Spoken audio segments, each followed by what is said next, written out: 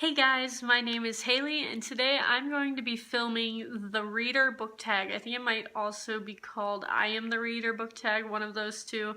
I know it's based on a book called The Reader that's coming out, or actually I think it might already be out, but I've seen this tag going around. I was actually tagged in it by Kate from Kate File, and let's get started. Question number 1 is choose one word that describes being a reader. And I think the word I came up with was understanding, but I guess you could also exchange it for like empathetic. Because I feel like being a reader and reading so many different worlds and lives of just people and characters turns you into a very empathetic person. I just feel like you're more aware of so much around you because you've read so many stories that are different from your own. Question number 2 is, what is the first book that you fell in love with? And I read a lot as like a little kid, and I'm sure there were books that I really enjoyed, but the first book that I fell like head over heels in love with and like just obsessed over completely was Prisoner of Azkaban. I'd seen the first 2 Harry Potter movies. I hadn't read the books, I didn't own them. And I was a reader, but I wasn't like a series reader at that point. But I got Harry Potter and the Prisoner of Azkaban for like my birthday, maybe some sort of event type thing like that. When it was in 2005. So I think I was 11 or 12 at that point. And I read the book. And I don't think I knew it was a series, but I didn't know, like Goodreads didn't exist, and so I didn't know the order of the series, or the order of the books in the series, and I think at this point we were up to Order of the Phoenix had just come out or something, or around that time period. So I went and bought all of the books and read them really out of order.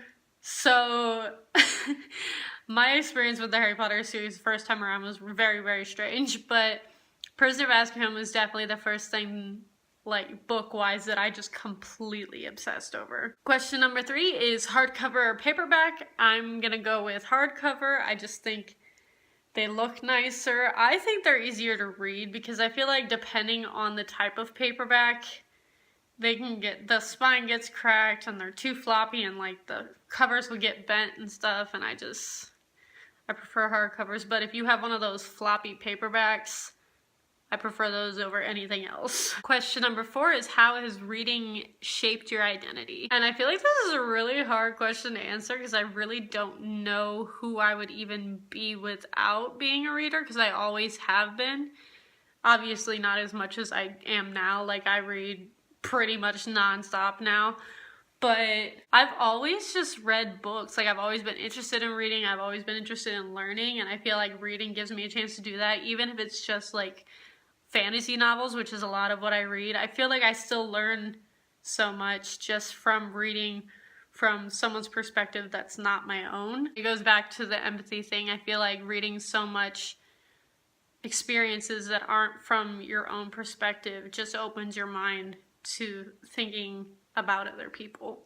Question number 5 is, what book do you read when you want to be comforted? And obviously I could go with Harry Potter for this. I could go with Harry Potter for most of these questions, and I kind of have.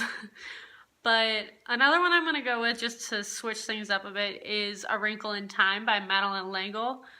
I've read that book, I couldn't even tell you how many times. I love that book so much. I love the story. It's a very, very fast read. I think it's considered middle grade. I've read that book so many times. I have 2 copies of it because my original copy of it is like a little mass market paperback that is just so beat up because I've read it so many times, and I've owned it for a really, really long time. So yeah, I'm gonna go with A Wrinkle in Time. Question number 6 is, who taught you to be a reader?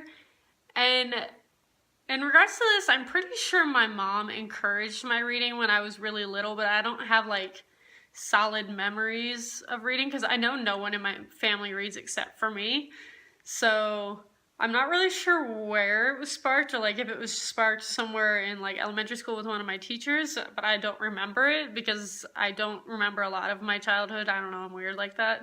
But I do know my reading really took off in middle school because that was around the time that I read the Harry Potter series, or the first 5 books that were out at that time. And I had a middle school librarian. His name was Mr. Haggerty. He was this really cute little old man.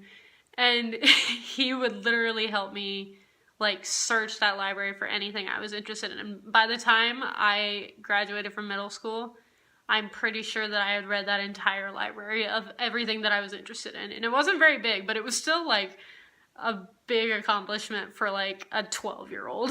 Question number 7 is describe your dream reading lounge. And I think mine's the pretty cliche one that I hear a lot in this tag of people talking about. It's a big room full of windows, probably like a skylight. Like I really like skylights for some reason. I just like being able to see the sky.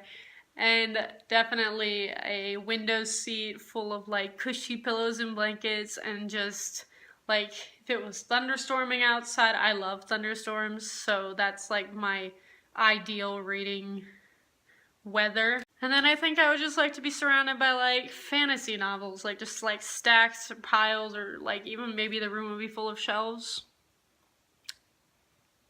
Yeah. Something along those lines. And the last question, question number 8, is what book changed how you see the world? Again, I could go with Harry Potter, and it's very true because I feel like everybody that grew up with Harry Potter is just so much more understanding and empathetic as people. And I don't know if that's just a side effect of reading this series over and over like a lot of us did. But another one I'm gonna go with, just to maybe get it out there, that this is a book that I really loved and I want to reread so bad, and it was just such an important book, and I feel like so many more people need to read it, and that is Out of My Mind by Sharon M. Draper. It is a book about a girl who has cerebral palsy, I believe it is, like an extreme case of it, and it's told from her perspective, but she can't speak, and it was just absolutely heartbreaking to read about how so many of the kids in her middle school treated her, and like even how the adults reacted to her and stuff. It was just such an eye-opening experience to see what someone with that condition would have to go through just because they're different.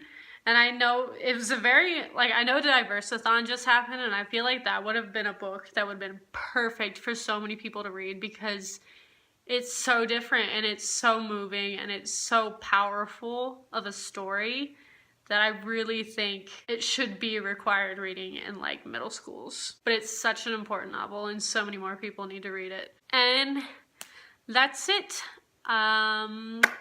Oh, I didn't think about tagging people. I'm going to tag Becca from Addicted to Media, and I'm going to tag Oceana from Oceana Gotta Catch 'Em All, I believe is her new username. But thank you all for watching, and I will see all of you guys next time.